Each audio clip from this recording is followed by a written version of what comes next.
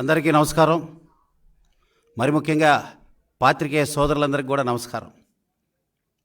ఈరోజు ఈ పాత్రికేయ సమావేశానికి పెట్టవలసిన ముఖ్య ఉద్దేశం పొంగనూరు శాసనసభ్యులు మాజీ మంత్రివర్యులు శ్రీ పెద్దిరెడ్డి రామచంద్రారెడ్డి గారి యొక్క ఏదైతే బినామీలు ఉన్నారో, పుట్టకొక బినామీలు పుట్టుకొస్తున్నారో, పామరు నియోజకవర్గంలో ఆయన బినామీలు ఎవరో చెప్పటానికే ఈ పాత్రికేయ సమావేశానికి పిలవటం జరిగింది. మీ అందరికీ తెలుసు, ఈరోజు ఈ పెద్దిరెడ్డి రామచంద్రారెడ్డి గారి యొక్క భూదాహానికి భూదేవి కూడా బాధపడుతుంది. ఆయన కబ్జా కోరల్లో ఇరుక్కుపోయిన బాధితులందరూ కూడా ధైర్యంగా ముందుకొచ్చే పరిస్థితి, మాట్లాడే పరిస్థితి, గలం విప్పే వాతావరణం మనం చూస్తున్నాం. సాక్షాత్తు ఒక శాసనసభ్యుడే ఆయన బినామీగా ఉన్నాడు. ఆయన ఎవరో కాదు, పామరు నియోజకవర్గ మాజీ శాసనసభ్యుడు కైలా అనిల్ కుమార్ గారు.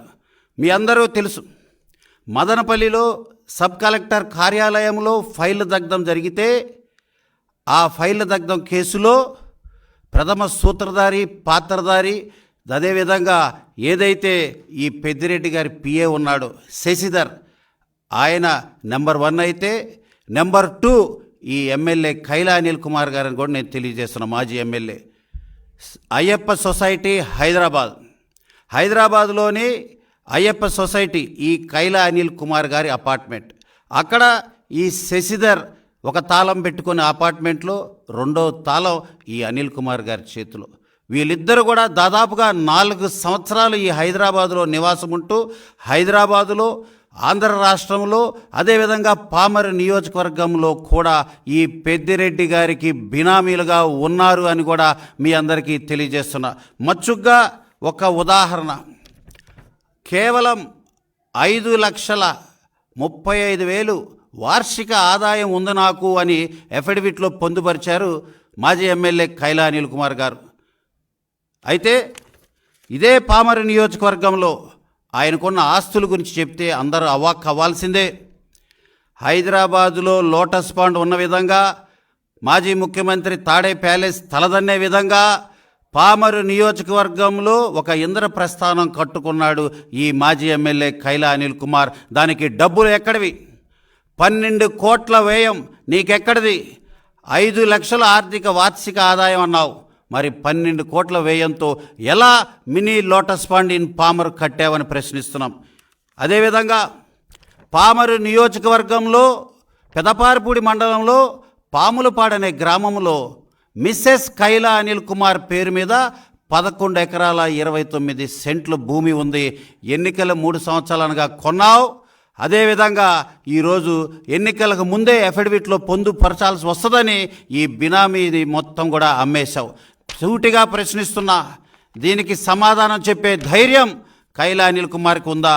దీన్ని పొందుపరిచావు, ముందుగానే అమ్మేశావు. ఇదంతా కూడా పెద్దిరెడ్డి రామచంద్రారెడ్డి బినామీ కాబట్టే ఆయన డబ్బులతో ఈ భాగవతం జరిగిందని నేను తెలియజేస్తున్నా. అంతేకాదు, ఇవి కూడా చూడండి, ఆయన ఎఫిడవిట్లో రీసెంట్ ఎన్నికల్లో ఆయన ఎఫిడవిట్లో పొందుపరిచింది మల్లవల్లి, బాపులపాడు మండలం మల్లవల్లి గ్రామంలో సర్వే నంబర్ 197/6లో ఆయన బ్రహ్మాండమైన స్థలం కొనుక్కున్నాడు. దానికి డబ్బులు ఎక్కడివి? అదేవిధంగా హైదరాబాదులో కూడా పొలాలు కొన్నాడు, 308 సర్వే నెంబర్. వీటన్నిటికీ ఈయనకి డబ్బులు ఎక్కడే అని చెప్పి కూడా మేము ప్రశ్నిస్తున్నాం. అంతేకాదు, ఇదిగోండి 2005లో నాకు 2 వీలర్ ఉంది అని చెప్పిన ఇతనికి ఈరోజు 4 ఫార్చునర్ కార్లు హైదరాబాదులో, ఇక్కడ కేవలం పామరులో లోటస్ పాండే కాదు, ఇతనికి విజయవాడలో, హైదరాబాదులో, బెంగళూరులో, అదేవిధంగా హనుమాన్ జంక్షన్ బాపులపాడులో కూడా బ్రహ్మాండమైన ఇల్లులు ఉన్నాయని కూడా మీకు తెలియజేస్తున్నా. ఈరోజు కైలా అనిల్ కుమార్ గారికి ఏమన్నా ధైర్యం ఉంటే దీనికి సమాధానం చెప్పాలి అని కూడా నేను తెలియజేస్తున్నా. లేని పక్షంలో ఈరోజు సిబిసిఐడి ఎంక్వైరీ జరుగుతుంది. ఈ సిబిసిఐడి ఎంక్వైరీ నేను ప్రభుత్వాన్ని విజ్ఞప్తి చేసేది, పామరు నియోజకవర్గంలో కైలా అనిల్ కుమార్ పైన కూడా ఎంక్వైరీ చేయవలసిందిగా నేను విజ్ఞప్తి చేస్తున్నా. కైలా అనిల్ కుమార్, ఇకనైనా మారు. నిన్ను ఎమ్మెల్యే చేసిన పాపానికి పామరు నియోజకవర్గ ప్రజలకి నువ్వు క్షమాపణ చెప్పాలి. దళితుల ఆత్మ గౌరవాన్ని నువ్వు మంట కలిపావు. దళితుడు అయ్యుండి ఒక పెత్తందారికి బినామీగా ఉండి నీ ఎమ్మెల్యే ఏదైతే 5 సంవత్సరాలు నువ్వు చేయాల్సిన సేవ చేయకుండా నువ్వు పెద్దిరెడ్డి సేవ చేసుకుంటున్నావు. ఆయన బినామీ నంబర్ 2గా ఉన్నావు. అంతేకాదు, తీగలాగితే డొంక కదిలిందన్న విధంగా ఎక్కడో సబ్ కలెక్టర్ కార్యాలయంలో మదనపల్లిలో జరిగిన విషయం పామరు నియోజకవర్గంలో డొంకలు కదులుతున్నాయి. కేవలం ఒక్క డొంకే కాదు, రాష్ట్రంలో ఉన్న పెద్దిరెడ్డి అన్ని డొంకలు బయటికి లాగుతాం. పెద్దిరెడ్డి ప్రతి తీగని బయటికి తీస్తాం. కైలా అనిల్ కుమార్ని పావులా వాడుకున్నారు, ఒక బినామీగా ఎంచుకున్నావు. ఇంకా ఎంతమంది బినామీలు ఉన్నారో అందరూ బయటికి రావాల్సిందే. వచ్చేదాకా కూడా ఈ ఎన్డీఏ ప్రభుత్వం ఈ పెద్దిరెడ్డిని వదలదు అని కూడా తెలియజేస్తున్నా. ఒక సూటి ప్రశ్న పెద్దిరెడ్డి రామచంద్రారెడ్డికి, పుంగనూరులో మళ్ళీ ప్రజా తీర్పు కోరే ధైర్యం నీకు ఉందా అని ప్రశ్నిస్తున్నా. కైలా అనిల్ కుమార్ లాంటి బినామీలో, నీ పేరు మీద ఉన్న బినామీలో ఏ ఒక్కరు అప్రూవర్గా మారినా నీ జన్మస్థలంలోకి, కృష్ణుడి జన్మస్థలంలోకి నువ్వు చేరతావు పెద్దిరెడ్డి అని తెలియజేస్తున్నా. ఈ క్రమంగా నేను కోరుకునేది ఒక్కటే, పెద్దిరెడ్డి తీగ లాగేది, అదేవిధంగా డొంక కదిలించేది, డొక్క చీల్చేది కూడా పుంగనూరు ప్రజలు కోరిక మేరకు ఈ యొక్క ఎన్డీఏ ప్రభుత్వం అని కూడా తెలియజేస్తూ, ఈరోజు ఏదైతే ఈ పెత్తందారితనంతో కబ్జా కోరల్లో ఈ పెద్దిరెడ్డి యొక్క దురాగతాలకు, కబ్జాలకు ఎవరైతే బలైపోయారో వాళ్ళందరినీ కూడా బయటికి రావాలని చెప్పి మేమందరం కోరుకుంటున్నాం. ఇప్పటికే వస్తున్నారు, ఇంకా ప్రతి జిల్లాలో ఈ రకంగా ఉన్నారు. అందరూ కూడా ధైర్యంగా రండి. ఈరోజు ఆల్రెడీ ఎంక్వైరీ వేశాం. నేను ప్రభుత్వాన్ని విజ్ఞప్తి చేసేది, ఈ కైలా అనిల్ కుమార్ లాంటి బినామీలు చాలామంది ఉన్నారు. అదేవిధంగా పెద్దిరెడ్డి గారు, వీరి పాస్పోర్ట్లు స్వాధీనం చేసుకోండి, వీరి కవలికలు గమనించండి, వీరు ప్రతిరోజు వీరి దినచర్య పైన అబ్జర్వేషన్ ఉంచండి. పామరులోనే ఇన్ని ఆస్తులు కూడబెట్టిన ఒక ఎమ్మెల్యే, మాజీ ఎమ్మెల్యే, అదేవిధంగా ఇంకెంతమంది ఉన్నారు, ఎంతమంది బాధితులు ఉన్నారు, వీరందరిపై సమగ్ర దర్యాప్తు జరగాలి. కైలా అనిల్ ఇప్పటికైనా మారి అప్రూవర్గా మారితే దళితులు, పామర ప్రజలు నిన్ను క్షమిస్తారు అని కూడా తెలియజేస్తున్నా. ఈ పాత్రికేయ సమావేశానికి నాకు అవకాశం ఇచ్చిన ప్రతి ఒక్కరికి ధన్యవాదాలు తెలియజేస్తున్నా.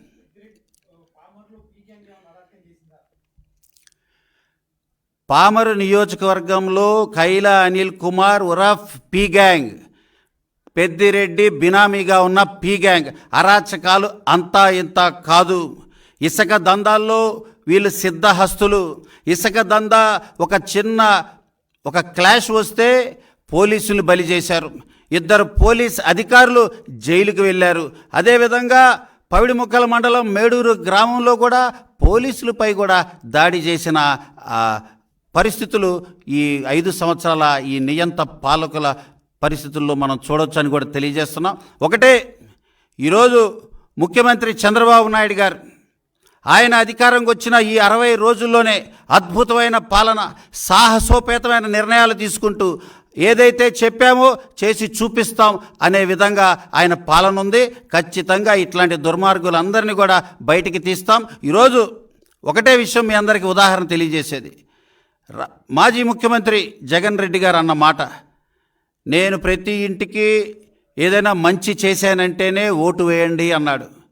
నువ్వు మంచి చేయలేదు కాబట్టే నీకెవ్వరు ఓటు వేయలేదని కూడా తెలియజేస్తున్నావు. అందుకనే ఈరోజు తెలుగుదేశం రాష్ట్ర కార్యాలయంలో రోజుకి 4,000 మంది నుంచి 5,000 మంది, 4,000 నుంచి 5,000 మంది ఈ జగన్ రెడ్డి ప్రభుత్వ బాధితులందరూ కూడా క్యూ కడుతూ న్యాయం చేయడం వస్తున్న విధానమే జగన్ రెడ్డి యొక్క నిరంకుశ నియంత పాలనకి అద్దం పడుతుంది. పెద్దిరెడ్డి విషయంలో కానీ, ఇంకెలాంటి పెత్తందారుల విషయంలో కానీ, కబ్జాకోరుల విషయంలో కానీ ఈ ఎన్డీఏ ప్రభుత్వం చాలా చాలా స్ట్రిక్ట్ యాక్షన్ తీసుకోవడానికి సిద్ధంగా ఉంది. వీరిపై చర్యలు తీసుకోవడానికి కూడా సిద్ధంగా ఉన్నాం.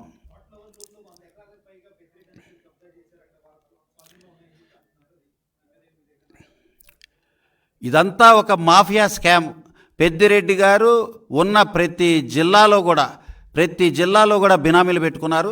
మీరన్న తోట్లవల్లూరు మండలానికి సంబంధించి అక్కడంతా ఇసుక దందా చేసే క్రమంలో వారికి వారే ఎవరిని కూడా కనీసం ఒక అధికారి వెళ్ళి మాట్లాడలేని పరిస్థితి, ఒక పోలీసు వాడు చర్య తీసుకోలేని పరిస్థితి. ఒకవేళ అదే పరిస్థితి వస్తే ఇందాక నేను చెప్పిన విధంగా పోలీసులనే జైలుకి పంపే పరిస్థితి, దుస్థితి మనం చూసాం. ఈ కైలా అనిల్ కుమార్ కానీ, అక్కడ పక్కనే ఉన్న కొడాలి నాని కానీ, ఈ పెద్దిరెడ్డి కానీ, వీళ్ళంతా ఇసుక మాఫియాలో అక్కడ పెద్ద ఎత్తున దందా చేశారు. పొలాల్లో విషయాల్లో కైలా అనిల్ కుమార్ ఆస్తులు కూడబెట్టిన విషయాల్లో మీ అందరికీ నేను ఇందాకే వివరణ చేశాను. ఏమండి? అవును, ఈరోజు పామర్ నియోజకవర్గంలో ప్రజలందరూ కోరుకునేది 30,000 మెజారిటీతో మాజీ ఎమ్మెల్యే కైలా అనిల్ కుమార్ని మేము గెలిపించాం. కానీ ఈరోజు మా అందరి నమ్మకాన్ని వమ్ము చేస్తూ, పామర్ని తాకట్టు పెడుతూ, ఒక బినామీ ఎమ్మెల్యేగా ఆయన ముందడుగు వేసి పెద్దిరెడ్డికి బినామీగా నిలబడ్డాడు. అందుని క్షమించే పరిస్థితి లేదు, నిగ్గు తేల్చండి అని ఈరోజు వైసీపీ నాయకులు కానీ, పామర్లో కామన్ సిటిజన్స్ కానీ నా దగ్గరకు వచ్చి సాక్ష్యాలు ఇస్తున్నారు. దేన్ని వదలం. ఎంతమంది అయితే ఓటర్లు ఉన్నారో పామర్ నియోజకవర్గంలో దాదాపుగా అందరూ కూడా ఆగ్రహ జ్వాలలతో రగిలిపోతున్నారు. 30,000 పైచీలకు గెలిచిన వ్యక్తిని 30,000 మెజారిటీతో ఓటమయ్యే విధంగా కూడా చూసిన పామర్ ప్రజలు చూసైనా బుద్ధి తెచ్చుకోవాలి మాజీ ఎమ్మెల్యే కైలా అనిల్ కుమార్ అని కూడా తెలియజేస్తున్నాం.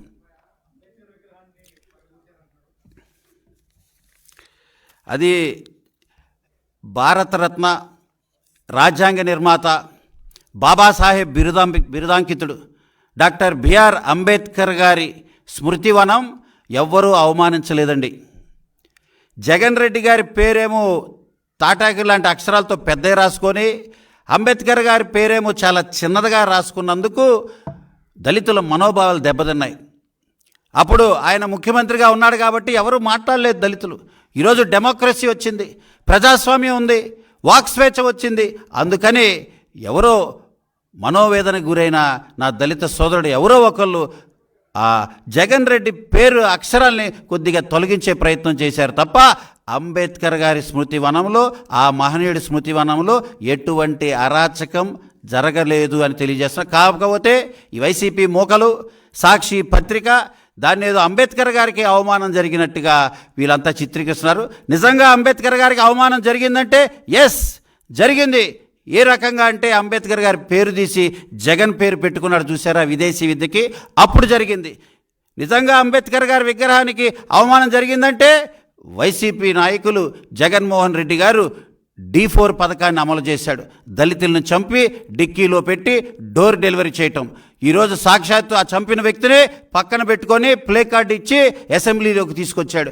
అంటే ఇది అవమానం జరిగినట్టు అంబేద్కర్ గారికి. అదేవిధంగా బ్రహ్మాండంగా 20 ఎకరాల్లో చంద్రబాబు గారు ముఖ్యమంత్రిగా ఉన్నప్పుడు అంబేద్కర్ గారి స్మృతివనం బ్రహ్మాండంగా ఏర్పాటు చేసడానికి చర్యలు మొదలుపెట్టి బడ్జెట్ కేటాయింపులు చేసి ఆ ప్రాంగణం సుందరీకరంగా నమూనా అంబేద్కర్ విగ్రహం అక్కడ పెడితే దాన్ని జగన్ రెడ్డి అధికారం వచ్చిన 3 నెలల్లోనే దాన్ని ధ్వంసం చేసి ఆ ప్రాంగణాన్ని మొత్తం కూడా పాడు చేసి ఆ అంబేద్కర్ గారి యొక్క బిడ్డలు, దళిత బిడ్డలు యొక్క మనోభావాలు దెబ్బతీసిన ఈ జగన్ రెడ్డికి బుద్ధి రావాలని చెప్పి కూడా అందరూ కోరుకుంటున్నారు. అంతేకాదు అంబేద్కర్ గారి పేరు చెప్పి ఆ విగ్రహానికి 450 కోట్లు ఖర్చు పెట్టారు. అదే విగ్రహం తెలంగాణలో 250 కోట్లకే పూర్తయింది. మిగిలిన 200 కోట్లు అంబేద్కర్ గారి పేరు చెప్పి ఈ జగన్ ప్రభుత్వం ఎవరైతే ఆ మోకలు ఉన్నారో వాళ్ళందరూ కూడా ఆ 200 కోట్లు అవినీతి పరంగా ఆ డబ్బులంతా కూడా స్వాహా చేశారు. ఇది అంబేద్కర్ గారికి నిజంగా జరిగిన అవమానంగా నేను తెలియజేస్తున్నా. 43 కోట్లు ఖర్చు పెట్టి సొంత కుటుంబ సభ్యులు చూడటానికి 10 రోజులు లండన్ వెళ్ళాడండి ఈ జగన్ రెడ్డి గారు ముఖ్యమంత్రిగా ఉన్నప్పుడు. 43 కోట్లు ఖర్చు పెట్టి, అదే 43 కోట్లు ఒక 20 లక్షలే ఖర్చు పెట్టుకొని మిగిలిన డబ్బు విదేశీ విద్యకి పెట్టుంటే 430 మంది దళిత బిడ్డలు అంబేద్కర్ గారి విదేశీ విద్య చదివి ఈరోజు ఉన్నత స్థాయికి వెళ్ళే వాళ్ళు విదేశాల్లో ఉండి 10 లక్షల చొప్పున ఇచ్చుంటే 430 మంది. మరి 43 కోట్లు ఖర్చు పెట్టి నేను మేనమామని, నేను మొత్తం మీ బాగోగులు చూసే వ్యక్తిని అని అబద్ధాలు చెప్పిన వాడు నువ్వు మేనమామి కానే కాదు, నువ్వు శకుని మామవి, హింస మామవి, నమ్మలేని మామవి. అందుకే నిన్నెవరు నమ్మల.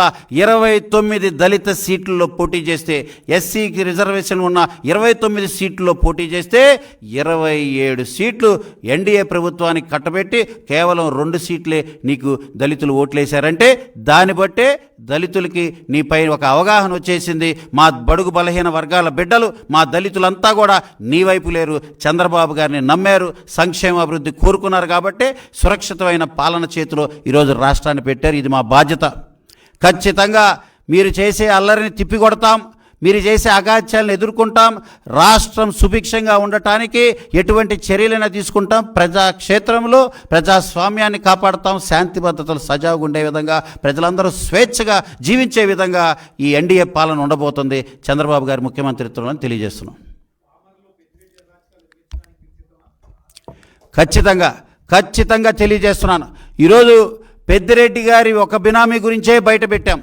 రాబోయే రోజుల్లో ఏ జిల్లాలో ఈ రకంగా బినామీలున్నా నేను ఒకటే తెలియజేస్తున్నా, ప్రభుత్వానికి విజ్ఞప్తి చేస్తున్నా. సిబిసిఐడి ఎంక్వైరీ చేశారు సార్. అదేవిధంగా ఈ ప్రతి జిల్లాలో కూడా పెద్దిరెడ్డి బినామీలు ఉన్నారు, మరి ముఖ్యంగా కైలా అనిల్ కుమార్ లాంటి వ్యక్తులు ఉన్నారు.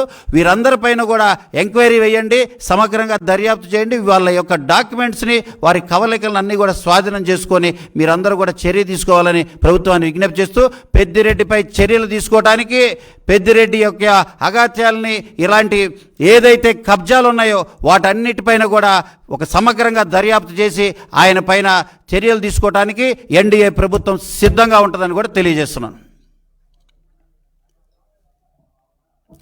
ధన్యవాదాలు.